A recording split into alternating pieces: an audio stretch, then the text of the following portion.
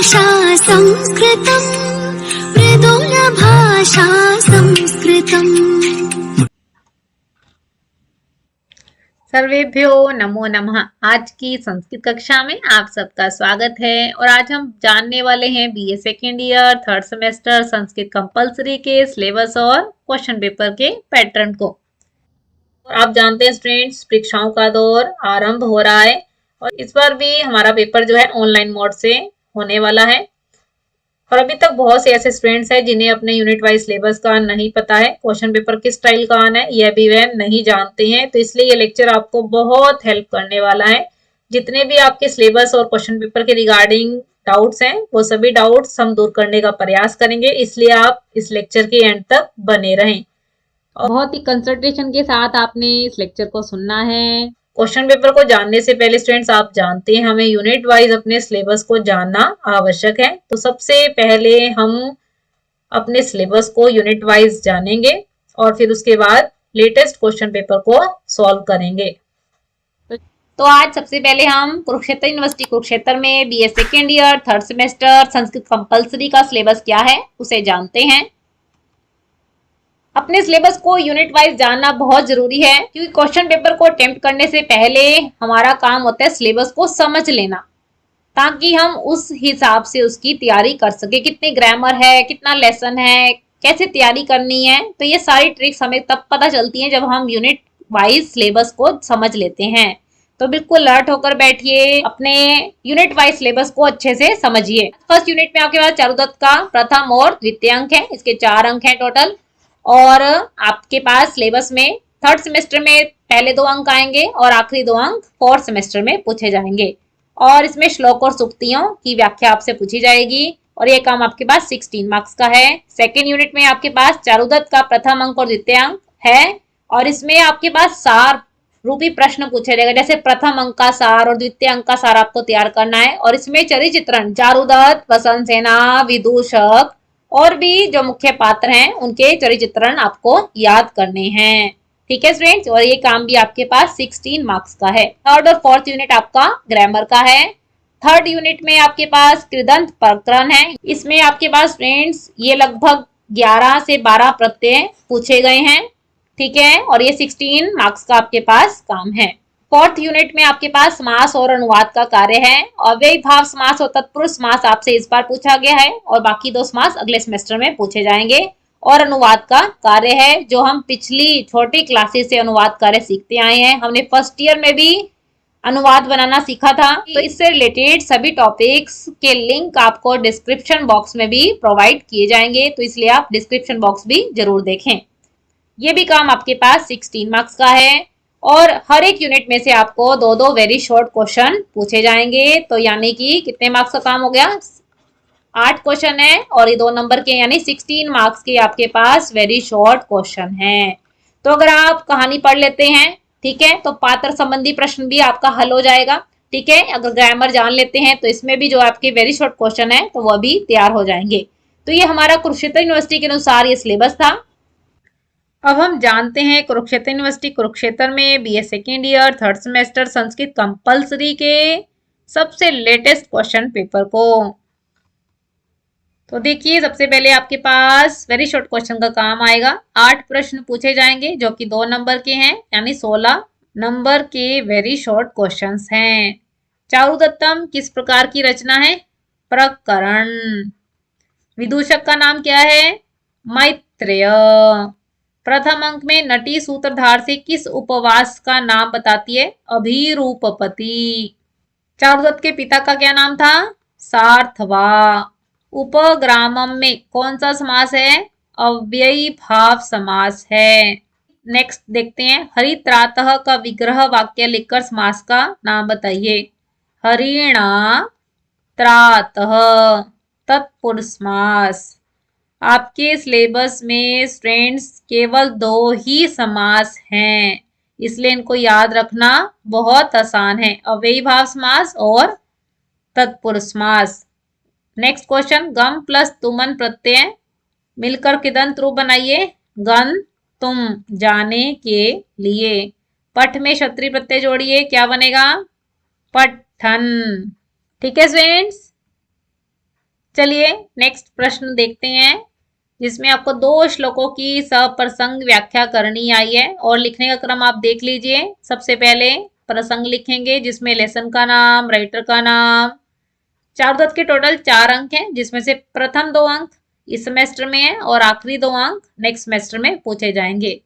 प्रसंग के बाद आप अवतरण लिखेंगे, जिसमें एक पंक्ति में आप बताओगे कि इस श्लोक में किस विषय के ऊपर बताया गया है। अगला आप हेडिंग डालेंगे अर्थ या फिर सरलार्थ, जिसमें आप श्लोक का सामान्य अर्थ लिखेंगे और उसको एक्सप्लेन करने का कार्य व्याख्या भाग में करेंगे। और शब्द रूप, धातु रूप, संधि, समास इत्यादि जो व्याकरण आप पढ़ चुके हैं तो आप उसे व्याकरण के भाग में जोड़ेंगे। ठीक है स्टूडेंट्स, तो ये क्रम है आपका श्लोक अटेम्प्ट करने का। चलिए पहला श्लोक देखते हैं। अलोक विशाला में सहसा तिमिर प्रवेश छन्ना उन्मिलितापि दृष्टिर निमिलितेवांधकारेण। यहाँ पर विट और शकार जो वसंत सेना का पीछा कर रही हैं, और जब वसंत सेना अंधकार का लाभ उठाकर चली जाती है तब विट कहता है कि अलोक विशाला में सहसा तिमिर प्रवेश छन्ना, की जो मेरी आंखें प्रकाश में, आलोक में, विशाला माने दूर तक की वस्तुओं को, व्यक्तियों को देखने में समर्थ है, पर सहसा अचानक, तिमिर माने अंधकार में, प्रवेश छन्ना प्रवेश कर गई है, अर्थात प्रकाश में दूर तक देखने वाली मेरी दृष्टि अब अचानक अंधकार में प्रवेश कर गई है। उन्मिलितापि दृष्टि, और आंखें कैसी हैं? खुली हुई हैं। और अब क्या हो गया? अनिमिलितेवांधकारेण, परंतु अंधकार के कारण आंखें भी क्या लग रही हैं? बंद हुई सी प्रतीत हो रही हैं। मानो इतना अधिक अंधकार है कि खुली हुई आंखों से भी कुछ नहीं देखा जा रहा है। इस तरीके से आपने अर्थ लिखना है और फिर उसे एक्सप्लेन करना है। नेक्स्ट श्लोक देखते हैं। दारिद्र्यात् पुरुषस्य बांधव जनो वाक्य न संतिष्ठते सत्वं हास्यमुपैति शील शशिनः कांति परिमलायते। निर्वैरा विमुखी भवन्ति सुहृदयः सफीता भवन्त्यापदः पापं कर्म च यत्परैरपि कृतं तत्तस्य संभाव्यते।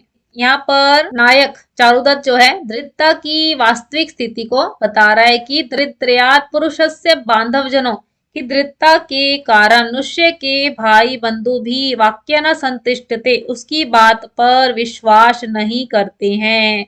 सत्वम, उसकी जो शक्ति है, हास्यमुपेति, उसका हास्य उड़ाती है। शील शशिना, और उसकी चरित्र रूपी चंद्रमा की जो कांति है वह भी परिमलायते, नष्ट हो जाती है। निर्वैरा विमुखी भवंती, निर्वैरा माने जो वैर रहित मित्र हैं, यानी जिसके साथ कोई भी शत्रुता का भाव नहीं है, ऐसे मित्र भी विमुखी माने विपरीत हो जाते हैं, विमुख हो जाते हैं। सफीता भवन्त्य आपदः, और आपदाएं, मुश्किलें, मुसीबतें भी सफीता माने बढ़नी शुरू हो जाती हैं। पापं कर्म च यत् परैरपि, और दूसरों के द्वारा किया गया पाप कर्म भी तत्तस्य संभाव्यते, उसी निर्धन व्यक्ति का समझ लिया जाता है। तो यहाँ पे दरिद्रता के कारण व्यक्ति के जीवन में किस तरीके से परिवर्तन आता है यहाँ नायक चारुदत्त बता रहा है। इस तरीके से आप अर्थ लिखेंगे और फिर एक्सप्लेन करेंगे। चलिए नेक्स्ट श्लोक देखते हैं। परिचित तिमिरा में शील दोषेन रात्रि बहुल तिमिर कालास्तीर्णा पूर्वा विघट्टा युक्ति जन समक्षम काम में तन्ना वाच्यम विपनीषु हतशेषा रक्षिणः साक्षिणों में। यहाँ पर विट और शकार जो रात्रि के घने अंधकार में वसंत सेना का पीछा कर रही हैं, और विट वसंत सेना को डराते हुए कहता है कि परिचित तिमिरा में शील दोषेन रात्रि, कि मैं अपने शील माने आचरण, चरित्र के दोष के कारण इस तिमिर रात्रि के अंधकार से परिचित हूँ, अर्थात मैं इस अंधकार को जानता हूँ। बहुल तिमिर कालास्तीर्णा पूर्वा विघट्टा, बहुल तिमिर का अर्थ है जो कृष्ण पक्ष की रात्रि है, उस रात्रि में भी इस घने अंधकार से पूर्ण गलियां, विघट्टा माने गलियों को पूर्वा माने पार कर चुका हूँ, बहुत बार मैं इन अंधकार भरी गलियों को पार कर चुका हूँ। और कैसी गली है? जो कृष्ण पक्ष का समय है उसमें जब बहुत अधिक अंधकार होता है तब की स्थिति को यहाँ बताना है। युवती जन समक्षम कामम एतन न वाच्यम, मेरा जो कार्य है युवतियों के समक्ष बताने योग्य नहीं है। विपनीषु हतशेषा रक्षिणः साक्षिणों में, क्योंकि जो विपनीषु माने जो बाजारों में मरने वाले से बच गए हैं, ऐसे रक्षिणः चौकीदार मेरे साक्षी हैं, गवाह हैं। इस तरीके से स्टूडेंट्स आपने इसका अर्थ लिखना है और फिर इसे एक्सप्लेन करना है। नेक्स्ट श्लोक देखते हैं। उदयति ही शशांकः किलन्ना खर्जूर पांडु युक्ति जन सहायो राजमार्ग प्रदीपः तिमिर निचये मध्ये रश्मयो यस्य गौरा ऋतजल इव पंके क्षीरधारा पतंती। यहाँ पर जब शकार और विट वसंत सेना का पीछा कर रहे होते हैं तो घने अंधकार का लाभ उठाकर वसंत सेना को उनकी बातों के माध्यम से चारुदत्त के घर का पता चल जाता है और वह उसके घर में पहुंच जाती है। और यहाँ पर वसंत सेना अपने आभूषणों को धरोहर के रूप में चारुदत्त के घर पर रख देती है और विदूषक मैत्रेय को उसे घर छोड़ के आने के लिए कहती है। तब नायक चारुदत्त कहता है कि अब दीपक की आवश्यकता नहीं है क्योंकि भगवान चंद्रमा जो है उदय हो गए हैं। तो यहाँ पे चंद्रमा के उदय होने के विषय में बताया गया है। उदयति ही शशांक, चंद्रमा उदय हो गया है। कैसा लग रहा है? किलन ना खरजूर पांडु माने गिलन माने गीली, खजूर के समान, पांडु माने शुभ्र वर्ण का है। चंद्रमा का रंग क्या है? शुभ्र रंग का, सफेद रंग का, जो कि युवती जन सहाय, युवतियों का सहायक है। राजमार्ग प्रदीप और राजमार्ग का दीपक है। ऐसा चंद्रमा जो है उदय हो रहा है। तिमिर निचय मध्य यस्य गौरा रश्मयो, रश्मियों माने किरणें, जिसकी गौरा माने शुभ्र किरणें जो हैं, तिमिर निचय मध्य अंधेरे के समूह के बीच में, निचय माने समूह में, हरित जल इव पंके क्षीर धारा पतंती, इस प्रकार गिर रही हैं जिस प्रकार हरित जल, जल से रहित, पंके माने कीचड़ में, क्षीर धारा सफेद दूध की धाराएं गिर रही हैं। तो इस तरीके से यहाँ पर चंद्रमा की विशेषता को बताया गया है। समझ आ रहा है ना स्टूडेंट्स आपको? साथ साथ कमेंट बॉक्स में रिप्लाई करते रहें। जहां भी आपके डाउट्स हो तो साथ साथ कमेंट बॉक्स में जरूर लेते रहें। चलिए नेक्स्ट देखते हैं। एक सूक्ति पूछी गई है और ये कार्य आपके पास 6 नंबर का है। असत पुरुषेवेव दृष्टिर निष्फल ताम गता। और ये सूक्ति प्रथम अंक के 20वां जो श्लोक है उसकी आखिरी पंक्ति है। तो यहाँ पर अंधेरे की विशेषता को बताया गया और बिट कह रहा है कि अंधकार इतना अधिक है मानो शरीर के अंगों का ही लेपन कर रहा है और काश भी मानो काजल बरसा रहा है। असत्पुरुष एव, सत्पुरुष होता है सज्जन पुरुष, अ लगने से यानी दुष्ट पुरुष की सेवा की भांति मेरी दृष्टि भी निष्फल हो गई है, अर्थात इस अंधकार में मुझे कुछ दिखाई नहीं दे रहा है। ठीक है, इस तरीके से आपने अर्थ लिखना है, फिर उसे एक्सप्लेन करना है। और सूक्ति को भी अटेम्प्ट करने का तरीका वही है स्टूडेंट्स। सबसे पहले प्रसंग लिखेंगे, फिर अवतरण माने एक पंक्ति में बताएं कि इस श्लोक में या इस सूक्ति में किस विषय के ऊपर बात की गई है। फिर उसके बाद आप अर्थ या फिर सलात हेडिंग डालेंगे जिसमें श्लोक या सूक्ति का सामान्य अर्थ होगा और उसे एक्सप्लेन करने का कार्य है, व्याख्या भाग में देना है। और व्याकरण से संबंधित जितने भी अंश आप पढ़ चुके हैं उसे आप यहाँ पर जरूर जोड़ें। चलिए नेक्स्ट सूक्ति देखते हैं जो कि तीसरे अंक से पूछी गई है, जबकि आपके पास सिलेबस में क्या है, प्रथम और द्वितीय अंक ही हैं, यानी ये गलती से यहाँ पर ये सूक्ति डाल दी गई है। फिर भी आप इसका अर्थ देख लीजिए। अर्थतः पुरुषो नारी या नारी सार्थता पुमान। और ये तीसरे अंक का 17वां श्लोक है जिसकी आखिरी पंक्ति सूक्ति के रूप में पूछी गई है। कि अर्थतम माने धन के कारण पुरुष जो है नारी बन जाता है और वही नारी उस धन के कारण पुरुष बन जाती है। अर्थात यहाँ पर चारुदत्त की स्थिति को बताया गया है कि संपत्ति के समाप्त होने से दुर्बल बने हुए मुझ पर मेरी स्त्री के धन के द्वारा दया की गई है और इस धन के कम होने के कारण एक पुरुष जो है नारी बन जाता है और धन की अधिकता होने के कारण वही नारी जो है पुरुष बन जाती है। इस प्रकार आप अर्थ लिखेंगे, फिर एक्सप्लेन करेंगे। अगला प्रश्न देखते हैं, भास के नाटकों का उल्लेख करते हुए उनकी नाट्य शैली। तो यहाँ सबसे पहले आप 13 नाटकों के विषय में बताएंगे कि कुछ नाटक महाभारत पर आधारित हैं और कुछ नाटक रामायण की कथा पर आधारित हैं, कुछ नाटक राजा उदयन की कथा पर आधारित हैं और कुछ नाटक कल्पना पर आधारित हैं। तो इस तरीके से आपने इन 13 नाटकों के विषय में बताना है और उसकी नाट्य शैली की विशेषता पूछी गई है, जिसमें आप बताएंगे कि क्या कथानक रहा, पात्र योजना क्या थी, संवाद क्या थे यानी पात्रों के डायलॉग्स क्या थे, और उसके पश्चात आप साहित्यिक परिचय में अलंकार, छंद, शब्द योजना, भाषा शैली इत्यादि के विषय में भी बताएंगे। इस तरीके से आपने ये प्रश्न अटेम्प्ट करना है। नेक्स्ट देखते हैं दूसरे अंक का सार। अब देखिए स्टूडेंट्स, आपके पास केवल 2 ही अंक हैं, प्रथम और द्वितीय। या तो प्रथम अंक का सार पूछा जाएगा या फिर द्वितीय अंक का सार, इसलिए आप दोनों अंकों की कहानी को याद कर लीजिए, क्योंकि कहानी को अगर आप याद कर लेते हैं तो आपको श्लोक का कार्य और सुक्ति का कार्य करना भी बहुत सरल हो जाता है, क्योंकि कहानी बिल्कुल माइंड में होती है। तो यहाँ से हमारी बहुत हेल्प हो जाती है, इसलिए आपने दोनों अंकों के सार को बहुत अच्छे से याद करना है।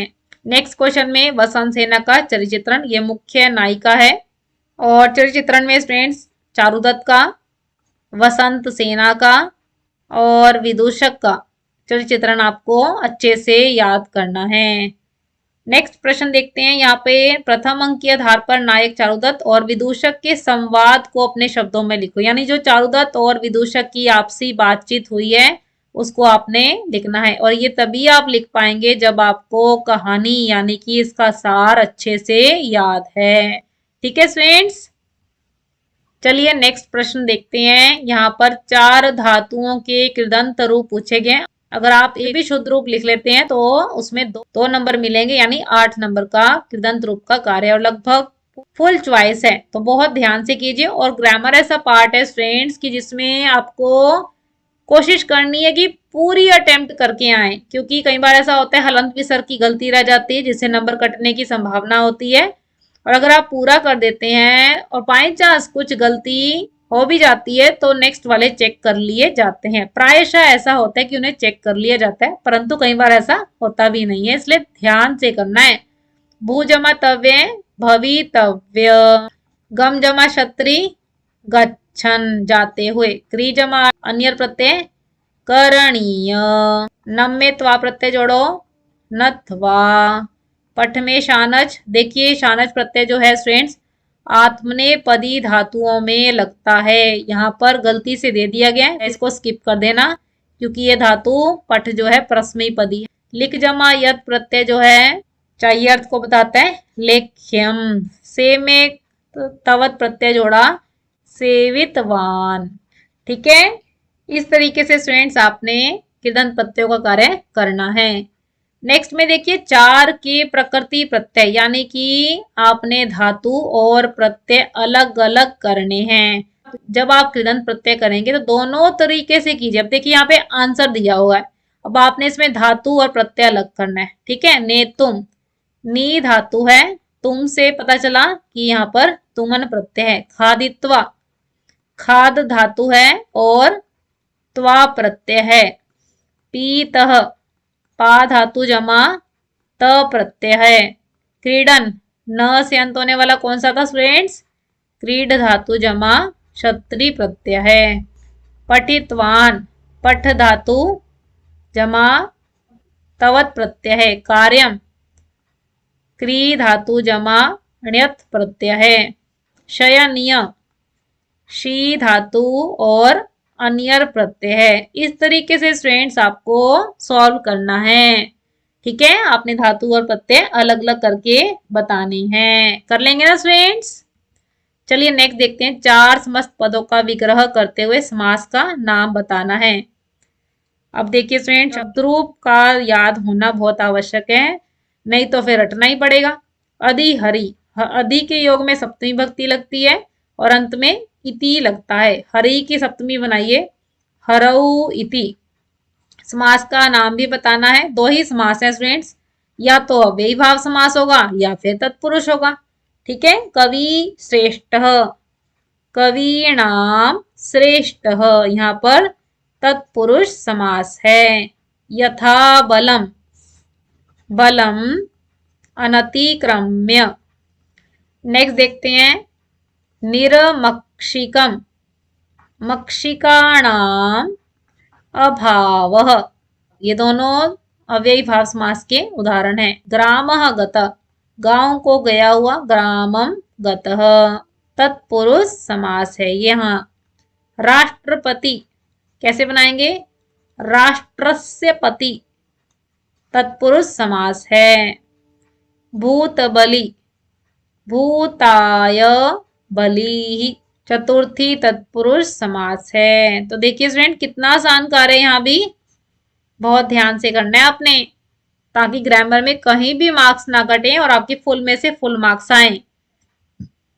चलिए सबसे लास्ट हमारे पास अनुवाद का कार्य है, और ये आप स्टूडेंट्स बीए फर्स्ट ईयर से लेके और उससे पहले तो छोटी क्लासेस में सीखते ही आए थे, तो बहुत ध्यान से कीजिए। कुछ शब्द रूपों को याद कर लीजिए, कुछ धातु रूप याद होने चाहिए, ठीक है, और विभक्ति के नियमों को भी याद रखना है। आप चलिए हम विद्यालय जाते हैं।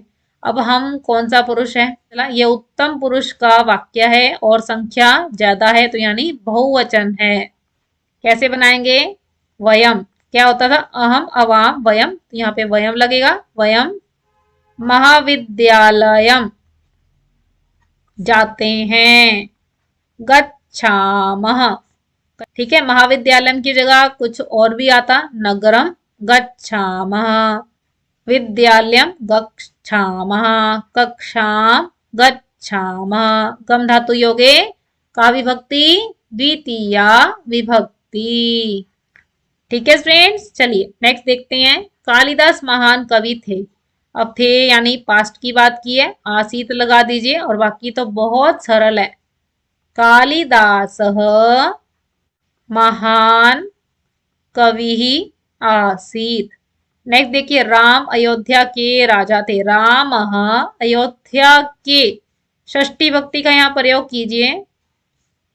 अयोध्यायाः, राजा माने नृपः, थे आसीत, अस धातु का लंग लकार का प्रयोग किया गया है।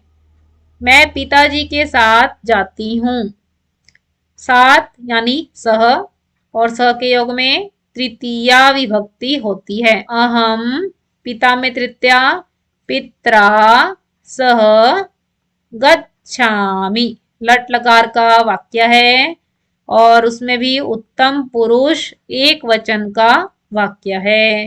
तो इस तरीके से स्टूडेंट्स आपको तैयार करना है, ताकि कोई भी वाक्य आए तो आप झट से बना सकें। राजा ब्राह्मण को धन देता है, देने के योग में चतुर्थी विभक्ति होती है। किसको धन दे रहे हैं, ब्राह्मण को, तो यहाँ पे चतुर्थी लगाएंगे। राजा के लिए नृपः, ब्राह्मण में चतुर्थी कैसे लगेगी, ओम नमः शिवाय करके याद रखिए। शिवाय में चतुर्थी, ब्राह्मणाय धन्नम ददाति। जल के बिना, बिना योगी का विभक्ति, बिना के योग में द्वितीया, तृतीया और पंचमी भक्ति का प्रयोग कर सकते हैं, परंतु जो सबसे सरल है उसी का प्रयोग कीजिए। द्वितीय भक्ति के लगाइए, जलम बिना जीवनम नास्ति। नेक्स्ट देखते हैं, क्रोध मत करो, मना करने के योग में अलम का प्रयोग किया जाता है। अलम तृतीय लगाएं, क्रोध में क्रोधेन। छात्र गुरु को प्रणाम करता है, बहुत ही सरल वाक्य है, लट लकार का, प्रथम पुरुष एक वचन का। छात्र किसको प्रणाम करते हैं, गुरु, द्वितीय लगाओ, गुरुम प्रणामम करोति, और इसकी जगह आप ऐसे भी लिख सकते हैं, प्रणमति, जो आपको सरल लगे वो लिखिए। नेक्स्ट देखते हैं वृक्ष से फल गिरते हैं, अलग होने का भाव है तो पंचमी विभक्ति का प्रयोग हुआ वृक्षात। फल गिरते हैं ज्यादा का है तो फलानी पतंती, बहुवचन का यहाँ पर प्रयोग किया गया है। मुझे आम अच्छे लगते हैं, अच्छे लगने के योग में चतुर्थी विभक्ति का प्रयोग है। अस्मत् की चतुर्थी क्या होती है? मयम। आम अच्छे लगते हैं, आम्र फलानी। रोचते, संख्या ज्यादा तो रोचनते। दशरथ के 4 पुत्र थे। दशरथ के माने षष्ठी विभक्ति लगा दी। दशरथस्य 4 पुत्र, चत्वारः पुत्राः, थे ज्यादा लगाएं। आसीत आस्ताम आसन, यहाँ भी लंग लकार का प्रयोग है, प्रथम पुरुष बहुवचन। हम सब भारतवासी हैं, हम सब के लिए वयम भारतवासिनः स्मः। इस तरीके से स्टूडेंट्स आपने अनुवाद का कार्य करना है। तो आज की क्लास में हमने अपने क्वेश्चन पेपर को बहुत डिटेल के साथ जाना और जितनी भी ग्रामर आई है उन सबको भी बहुत डिटेल के साथ सॉल्व किया है। आज की कक्षा में हमने अपने सिलेबस को और क्वेश्चन पेपर को बहुत डिटेल के साथ जाना और इन सिलेबस और क्वेश्चन पेपर से रिलेटेड आपका कोई भी डाउट है तो आप कमेंट बॉक्स में ले सकते हैं। आपकी कोई सजेशन है तो वह भी आप कमेंट बॉक्स में बता सकते हैं। आपको लेक्चर कैसा लगा यह भी आप कमेंट बॉक्स में जरूर बताएं। अगर आपको लेक्चर अच्छा लगा तो आप इसे लाइक कीजिए, ज्यादा से ज्यादा फ्रेंड्स के साथ शेयर कीजिए, क्योंकि बहुत से स्टूडेंट्स ऐसे हैं जिन्हें अपने सिलेबस के बारे में नहीं पता है। और जब आप सिलेबस को यूनिट वाइज समझ लेते हैं तो क्वेश्चन पेपर को अटेम्प्ट करना बहुत आसान हो जाता है। तो इसलिए अपने फ्रेंड्स के साथ इस लेक्चर को जरूर शेयर करें। और अगर आप चैनल पे नए आए हैं, संस्कृत सीखना चाहते हैं, संस्कृत की नई अपडेट के साथ जुड़ा रहना चाहते हैं, सिलेबस कवर करना चाहते हैं, तो चैनल को सब्सक्राइब भी कीजिए ताकि आने वाली नई नोटिफिकेशन सबसे पहले आपको मिले। आप हमें फेसबुक और इंस्टाग्राम के पेज पे भी फॉलो कर सकते हैं। आशा रख सकते हैं कि आपने लेक्चर बहुत ध्यान से सुना होगा, आपके सभी डाउट्स क्लियर हुए होंगे। तो इसलिए स्टूडेंट्स आप सबका हृदय की गहराइयों से बहुत बहुत धन्यवाद। फिर मिलेंगे हम स्टूडेंट्स नई अपडेट और नए टॉपिक के साथ। All the best students. नमो नमः। नमः संस्कृताय।